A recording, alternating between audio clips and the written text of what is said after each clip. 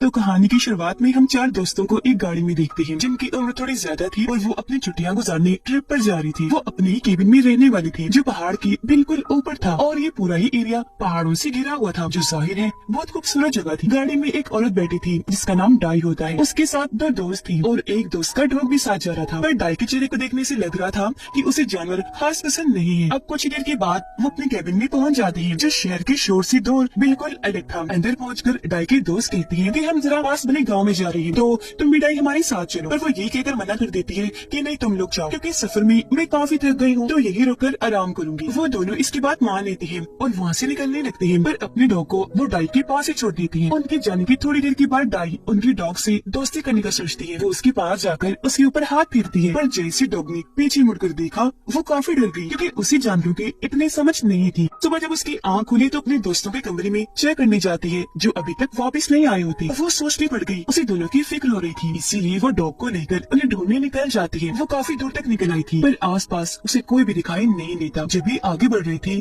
तो डॉग के मुंह पर चोट लग गई। उसका खून बहने लगता है। डाई जब उसे चेक करती है तो सोचने लगी कि इसने जरूर कोई पत्थर खा लिया होगा तो इस बात को नजरअंदाज कर देती है और डॉग को लेकर फिर से आगे बढ़ने लगी। पर डॉग पता नहीं क्यों आगे जाने से डर रहा था तो वहाँ से वापस भाग जाता है। ये देखकर डाई को काफी हैरानी हुई कि पता नहीं इसने ऐसा क्यों किया। फिर जैसे डाई आगे बढ़ने लगी वो किसी चीज से टकरा जाती है जो डाई को रोक लेती है पर नजर नहीं आती कि ये चीज क्या है। वो भी देखने की कोशिश करती है कि ये क्या था पर उसे कुछ भी दिखाई नहीं देता। एक बार फिर वो आगे बढ़ने की कोशिश करती है मगर दोबारा टकरा जाती है। अब वो घबरा गई अपने दोनों हाथ आगे करके चेक करने लगती है। तब उसे पता चलता है कि यहाँ तो दरअसल एक इनविजिबल दीवार है ना नजर आने वाली दीवार है। अब इससे डाई काफी हैरान हो जाती है कि इनविजिबल दीवार जैसी कोई चीज होती ही नहीं तो फिर ये क्यों उसे बार बार रोक रही थी। वो आंखों से दिख नहीं रही थी पर छूने से महसूस हो रही थी और इसी वजह से ही डॉग भी आगे जाने से डर रहा था क्योंकि उसे चोट भी इस इनविजिबल दीवार की वजह से ही लगी थी। वो आगे बढ़ने की फिर से कोशिश करती है लेकिन उसकी सारी कोशिशें बेकार जाती है। वो उसे पार ही नहीं कर पा रही थी। ये देखकर डाई दूसरी तरफ जाने लगती है इस सोच के साथ कि शायद वहाँ कोई भी इनविजिबल दीवार ना हो। जब भी वहाँ पहुँचती है तो सामने एक फार्म को देखती है जिसमें एक बड़ा कपल था। उन्हें देखकर डाई को तसल्ली हुई पर जैसे वो आगे बढ़ने लगी एक बार फिर किसी और इनविजिबल दीवार से टकरा जाती है। वो समझ गई थी कि इस तरह की दीवार इस पहाड़ के हर तरफ है। डाई अब इनविजिबल दीवार पर हाथ मारकर उस बूढ़े कपल को आवाज लगाती है पर हैरत उन्हें कुछ भी सुनाई नहीं देता। फिर अचानक ही डाई चौंक गई क्योंकि उसी फार्म में गड़बड़ लग रही थी। वो दोनों को गौर से देखती है। उससे पता चला कि वो बूढ़ा कपल काफी देर से एक ही पोजीशन में रुका हुआ है। दोनों ने एक बार भी खुद को हल्का सा भी नहीं हिलाया। ऐसा लग रहा था जैसे उन दोनों के लिए वक्त जैसे रुक गया हो क्योंकि उनके आसपास की हर चीज हिल रही थी सिवाय उन दोनों के। ये देखकर अब डाई को डर लगने लगा था। वो धीरे धीरे पीछे हटने लगी पर फिर थक हारकर वो वापस अपने केबिन में आ गई। डर तो उसे लग ही रहा था पर फिर भी वो सो जाती है। रात को उसे बुरा सपना आया जिसमें वो देखती है कि वो इनविजिबल दीवार उसे ऐसी अपने कैद में रख रही है कि वो फैलते फैलते उसकी केबिन तक आ गई। उसे लग रहा था कि ये दीवार मुझे इस तरह कैद कर लेगी कि अपने अंदर जकड़कर मार देगी। ये सोचकर वो काफी दुखी हो गई। जोर जोर से चिल्लाने लगती है जिसके अगले ही पल एक झटके से उसकी आंख खुल गई। उसे तसल्ली हुई ये देखकर कि मैं बस सपना देख रही थी। सुबह को वो दोबारा इनविजिबल दीवार को देखने चाहती है इस उम्मीद के साथ कि शायद वो वहाँ से चली गई होगी लेकिन अभी भी वो वैसी की वैसी ही थी। वो फार्म हाउस के भी पास थी मगर इस बार वो बूढ़े कपल को दूरबीन से देखती है जो अभी तक उसी पोजीशन में रुके हुए थे। तभी डॉग दूसरी तरफ भागने लगा। उसे देखकर डाई भी पीछे पीछे भाग जाती है जहाँ वो कुछ दूरी पर डॉग के साथ एक गाय को खड़ा देखती है जो ब्राउन रंग की प्यारी सी गाय थी। वो डाई को देखते ही उसकी तरफ बढ़ने लगी। ये देखकर वो काफी डर गई। उसे कुछ समझ नहीं आती कि कहाँ भागूं लेकिन वो गाय उसे कुछ नहीं कहती बल्कि एक जगह रुककर घास खाने लगी और अब वो भी डाई के पीछे पीछे जाने लगी। ये देखकर वो उसे अपने केबिन में ले आई क्योंकि वो अब उसका घर बन चुका था। अब एक तरह से वो इस गाय को अपने लिए मुसीबत ही समझ रही थी क्योंकि उसकी भूख मिटाने के लिए डाई को हर रोज उसके लिए घास लाना होगा। पर क्योंकि वो बेचारी भी अकेली थी तो गाय को भी वो अपने साथ ही रखने का फैसला करती है। वो गाय का दूध निकालने लगी और गाय का दूध पीकर वो आज तो अपनी भूख मिटा लेती है पर उसे इस बात की फिक्र हो रही थी कि धीरे धीरे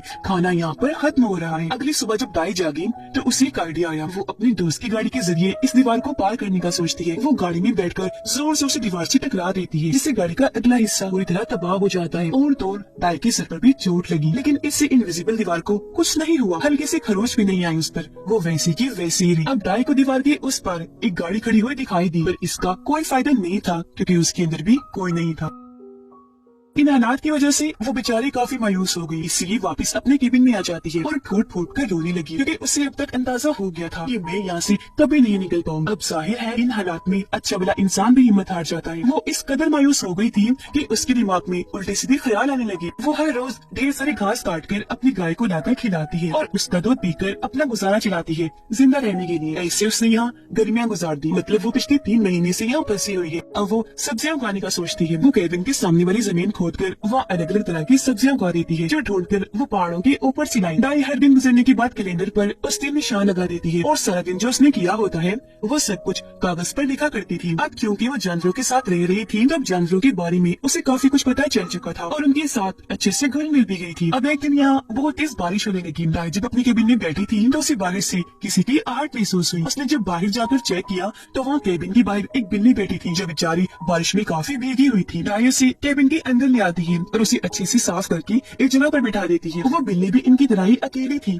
इसलिए दाई उसे भी पालने का सोचती है। अब यहाँ एक किस्म की दाई की एक फैमिली बन गई थी। अब वक्त के साथ साथ वो शिकार करना भी सीख रही थी, क्योंकि जाहिर है सब्जियों को उगने में अभी टाइम लगेगा। मगर शिकार करते हुए अक्सर उसे बहुत सारी मुसीबतों का सामना भी करना पड़ता था, जैसे कि उसे चोटें लग जाया करती थी। पर वक्त गुजरने के साथ साथ वो इसमें काफी अच्छी होती जा रही थी। इस चीज में उसका साथ डॉग भी दिया करता था। अब एक दिन जब वो शिकार के लिए निकल रही थी तो उसकी नजर सामने खड़े ट्रक पर गई। उसे अक्सर आते जाते वो देखा करती थी, पर आज वो ट्रक काफी करीब खड़ा था, जिसे देखकर उसके अंदर एक उम्मीद पैदा हुई कि शायद यहाँ मेरे अलावा कोई और भी है और मैं यहाँ से निकल सकती हूँ। मगर जैसे वो ट्रक के करीब जाने लगी, फिर से उस इनविजिबल दीवार से टकरा जाती है, जिससे उसकी सारी उम्मीदें वहीं टूट जाती है। वो मायूस होकर वापस आ ही रही थी कि तभी उसकी नजर अपनी पहाड़ी के पास बने घर पर गई। वो दूरबीन लेकर वहाँ देखने लगी, पर बदकिस्मती से वो घर भी खाली था, वहाँ भी कोई नहीं रहता था। लेकिन दाई इस घर के पास से बैठ जाती है, क्योंकि यहाँ का नजारा बेहद ही खूबसूरत था। एक सुकून सा था, हल्की हल्की सी हवा चल रही थी, इसलिए दाई को वह नींद आ जाती है। पर जब उसकी आँख खुली रात हो चुकी थी, इसलिए वो वापस अपने केबिन में आ जाती है, जहाँ उसने देखा कि मेरी बिल्ली ने बच्चा दिया है, जो बिल्कुल सफेद और प्यारा है। दाई उसे गोद में उठाकर प्यार करने लगी, क्योंकि अब उसकी फैमिली में एक और मेंबर आ गया था। वो काम पर लग गई, उसके हाथों में छाले तक पड़ जाती है। उसे यहाँ पर 6 महीने गुजर गई थी और अब यहाँ पर सर्दियाँ आ गई थी। बाहर हर तरफ बर्फ ही बर्फ पड़ी थी। उसे पता चला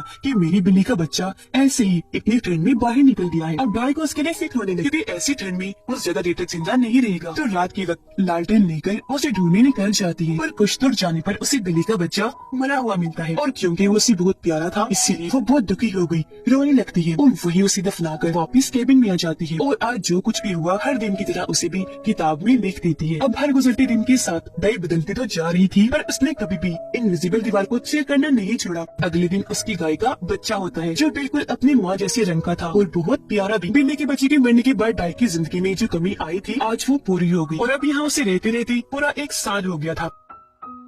एक दिन जब वो बोर होने लगी तो अपने जानवरों को घुमाने पहाड़ी वाले घर के पास ले जाती है, जो जगह उसे बहुत पसंद थी। तो आज से दाई यही रुकने का फैसला करती है। टाइम बहुत जल्दी गुजरता जा रहा था, गर्मियाँ भी निकल गई और अब फिर से पतझड़ का मौसम आ जाता है। ये दिन भी गुजर गए, जिसके बाद अब यहाँ सर्दियाँ आने वाली थी और यहाँ दाई ने पहले अपने खाने और आग जलाने के लिए लकड़ियों का बंदोबस्त कर लिया था, ताकि उसे या उसके जानवरों को इस बर्फीली ठंड में कोई दिक्कत ना हो। एक दिन जोरों की ठंडी हवा चली, दाई को बाहर किसी परिंदे की आवाज सुनाई दी। वो जब चेक करने बाहर गई तो पेड़ पर एक कौवे को देखती है, जो अकेला बैठा था और उसका रंग सफेद था। अब यहाँ दाई समझ जाती है कि बाकी कौवों ने इसका साथ इसके रंग की वजह से छुड़ा होगा, तो वो उसका अकेलापन समझ जाती है, क्योंकि उससे बेहतर ये कौन जान सकता था कि अकेला रहना कितना तकलीफ दे है। वो उस कौवे को भी अपने साथ शामिल कर लेती है और उससे खाना डालती है। ऐसे वक्त गुजरता गया और फिर से 1 साल बीत जाता है। एक दिन फिर से दाई अपना वक्त गुजारने के लिए अपने जानवरों को लेकर पहाड़ी वाले घर के पास जाती है, पर हमेशा की तरह इस बार उसे वहाँ अच्छा नहीं लगता। अब दाई अपनी इस कैद भरी जिंदगी से उकता चुकी थी। यही वजह है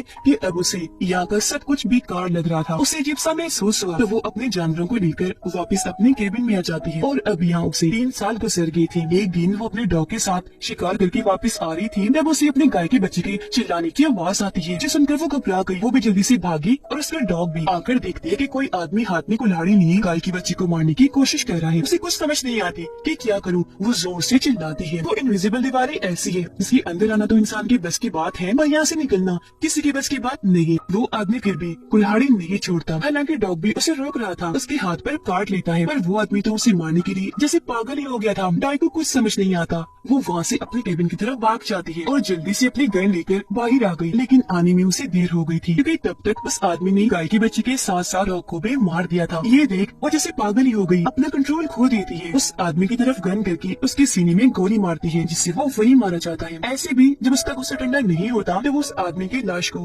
बाहर से नीचे फेंक देती है और रोती रोती गाय के बच्चे और डॉग को वहीं पर दफना देती है। वो दुखी होकर एक जगह बैठ गई, क्योंकि अब उसकी फैमिली में सिर्फ उसकी बड़ी गाय ही बची थी। वो अपनी गाय को लेकर वापस कैबिन में आ गई और अपने दुखों को उस किताब के आखिरी कागज पर लिखकर इस किताब को पूरा कर देती है। अब इस कहानी के जरिए हमें बताया गया है कि इंसान की जिंदगी ऐसी है। इंसान को अपनी मुश्किलात की वजह से ये सोचना नहीं चाहिए कि जिंदगी कब दी एंड हो रही है, या वो ये सोचे कि मेरी जिंदगी खत्म हो ही जाए तो अच्छा है। बल्कि ये जिंदगी जैसी भी है इंसान को खुशी खुशी गुजारनी चाहिए, क्योंकि तभी आप सुकून से रह पाएंगे। लेकिन जो जिंदगी का सफर है, असल सीख तो इंसान को उसमें ही मिलती है। इसी मैसेज के साथ ही इस मूवी की कहानी यहीं पर खत्म हो जाती है।